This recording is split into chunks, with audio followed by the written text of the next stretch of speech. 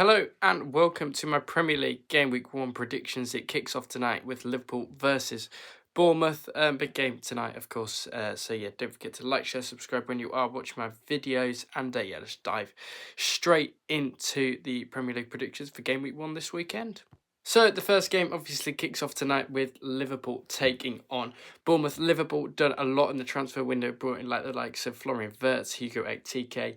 They're thinking about bringing Alexander Isak in as well. Isak will not play for Newcastle again. It seems he is waiting for a transfer from elsewhere. Bournemouth have let go the likes of Kirk, Zabani. A lot of their main players have left, and that is a bit concerning. For Bournemouth, they don't have a great head-to-head record against Liverpool, but that's to be expected.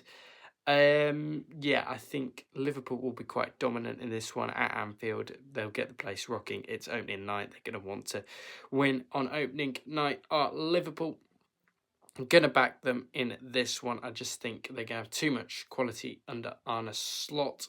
They'll have Wirtz, they'll have Gakpo, they'll have Ekitike, they'll have Salah, they'll have Frimpong, the new signing who I forgot to mention as well. Bournemouth do have still the likes of Semenyo and Evan Nilsson, Tavernier. They've just got a bit of a weak back line. But I'm going to back Liverpool to win this. I think I'm going to go for the bog standard 2-0 home win on opening day. And let Liverpool to get over the line in this one and beat Bournemouth by 2-0 here. So Liverpool to win by 2-0. Now for a big game at 12:30 as Aston Villa take on Newcastle. It seems like every year these two sides play on the opening day. Of course, a few years back where Newcastle won 5-1, I think Sandro Tonali got involved that day. Isak was firing. He won't be playing in this game, will Alexander Isak? Newcastle still have a fine side themselves. Anthony Gordon, Harvey Barnes up top, Jacob Murphy. The team is a little bit lackluster. Midfield's absolutely superb of Tonali, Joelinton, Guimaraes.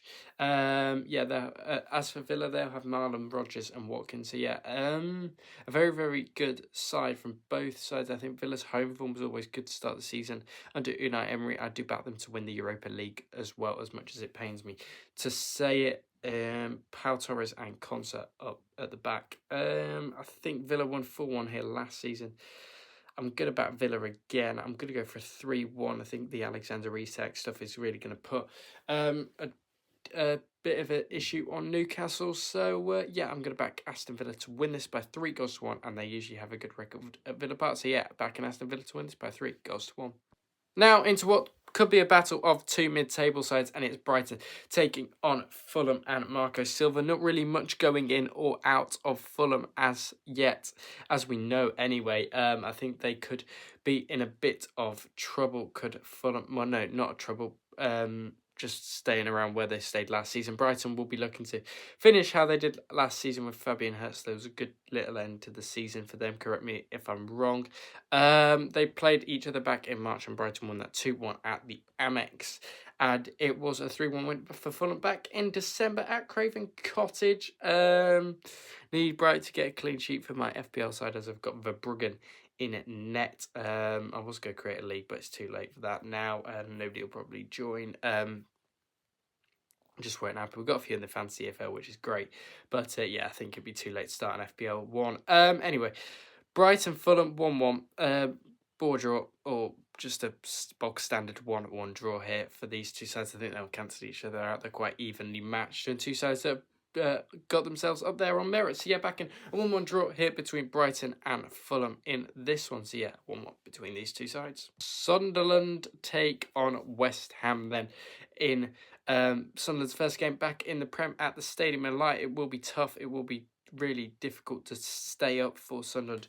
You would imagine this season they take on Graham Potter's West Ham side. Probably one of the games that are definitely winnable this season. Graham Potter will be looking to build something this season, you would imagine, after a poor season last time out, after they appointed him, after they did set up a taking. Excuse me.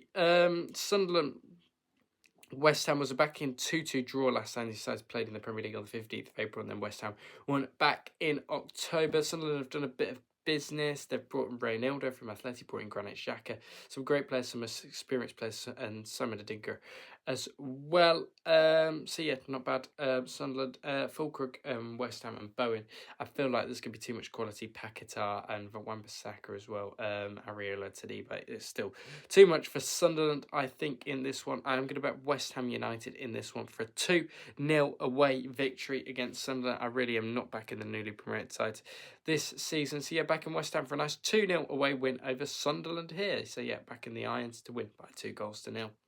We go to the final game in the 3 o'clock kickoffs as Tottenham Hotspur take on Burnley. Of course, Tottenham really did kind of bottle that UEFA Super Cup in the week after being 2-0 up against PSG. I think they just ran out of legs in the end in that one. Michael Oliver's the referee, so this game's going to be wrecked immediately. That means Anthony Taylor's probably got Man United. Arsenal, last time they did play back in the Premier League, was a 2-1 win for Spurs. They also played in the FA Cup before that, 1-0 win for Spurs. Pedro Porro scoring that belter, I think I remember, a few years back. And Spurs beat them 5-2 in September. Spurs still have a very, very good squad, even though Son has left them, of course. Still got Romero and Van der Ven, still got Bergvall and Bentancur, Johnson, Kudus and Richarlison still up there for Spurs. Burnley haven't really done a lot there. I know they've brought Brune Larson back. I think James Trafford's left for Manchester City again. So yeah, Burnley are really, really struggling. If you look at the projected lineup, they've got Vice and got, yes, it's a championship team, isn't it, really? Still got Kyle Walker in there, decent player, but I think he is aging a little bit. But yeah, I'll go back Spurs in this one. I'll go for a nice 2-0 home Spurs win in this one. Quite comfortably beat Burnley, in my opinion. So yeah, back in Spurs to win this by 2-0 over Burnley. And yeah, I think Thomas Frank will get off to the perfect start as Spurs boss in the Premier League. Now into the half-5 kickoff where Wolves take on Manchester City. Of course, tight game last season under Gary O'Neill for Wolverhampton Wanderers, but just coming up trumps due to a dodgy VAR decision in that game. Yeah, Wolves have lost all their pre-season matches actually and drew with Stoke in there as well, so it's not been ideal for Wolves. Manchester City have only played once. It's that absolute thriller against in the Club World Cup against Al Hilal. I'm finding this really boring, obviously, if I keep yawning. City did beat Wolves last season 2-1. City also won on the 2nd of May by a 0-0, which I think Wolves should have won that game, correct me if I'm wrong. They absolutely dominated City. They've still got a decent team. They've just got no Cunha, and still got João Gomez in midfield, one of their star players, Jose Sarr in net, okay, Strand Larsen's up front. Yeah, problems for Wolves. I think they've got a few issues off the pitch as well as on the pitch. So yeah, go back Manchester City in this one, 2-1 away from home. Similar result, or the same result as what it was last season. So yeah, just back Manchester City in this one to get over the line against Wolverhampton Wanderers here. Into Sunday's games then as Chelsea take on Crystal Palace. Chelsea will be looking to win under Enzo Maresca's after the height of the Club World Cup when they've also beat Leverkusen and AC Milan in pre-season. Very, very good results. Palace did have a bit of experience last week, drawing in the Community Shield to Liverpool, which is basically a pre-season tournament. Anyway, so it doesn't really matter. Head-to-head record last time they played last season was a 1-1 draw. And was a 1-1 draw the other way at Selhurst Park as well.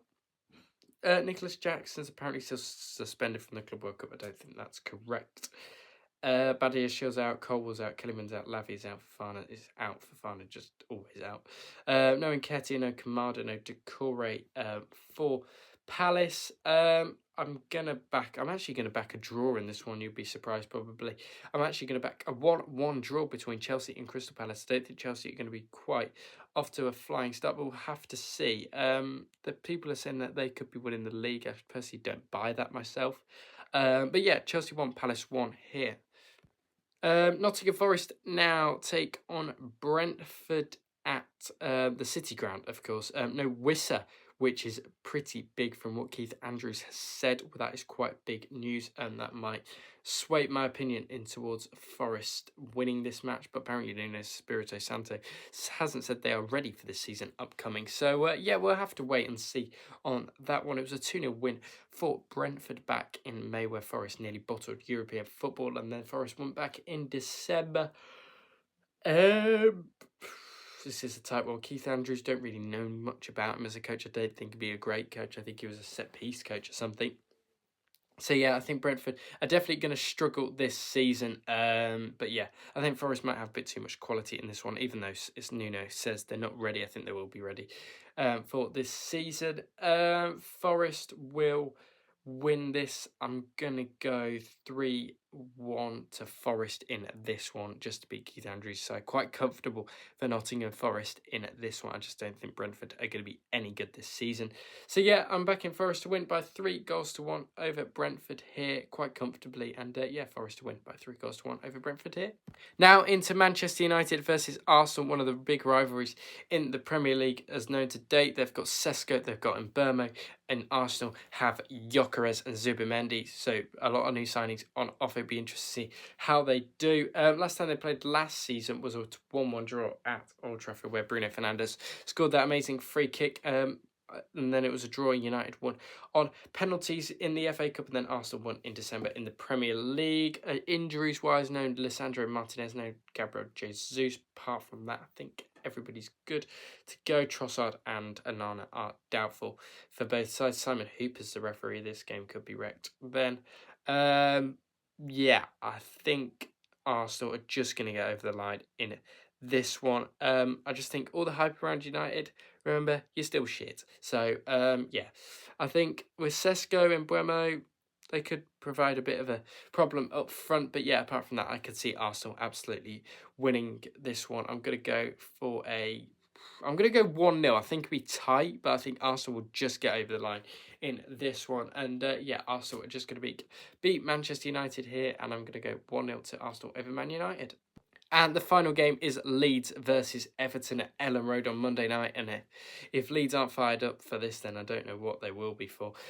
This is going to be an absolute classic. The atmosphere at Ellen Road is going to be insane. I think Leeds probably will get over the line in this one, if I'm being completely honest. Last time they played in the Premier League was a 1-1 draw back in August at Ellen Road, and then it was a 1-0 defeat for Leeds at Everton. Leeds probably do have the best chance of surviving of the newly promoted side, you would imagine. They drew against AC Milan in pre-season, against Villarreal, and against Manchester United. Of course, Everton haven't had the best pre-season. They've lost to Roma. I think they drew to Manchester United in there as well. So yeah, it's not been great for Everton, but Leeds at home are going to be a difficult proposition. David Moyes knows how to get his sides well drilled for Premier League campaigns. But yeah, Everton signing Jack Grealish, and might be signing Tyler Dibling from Southampton as well. So yeah, I am going to back Leeds in this one. I think it'd be a crazy game of football. We're going to go Leeds United to win this by 3-2 over Everton in this one at Ella Road. I'm sure the Leeds fans will be fired up for this one, as they always are. So you're back in Leeds to win this by 3-2 over David Moyes and Everton.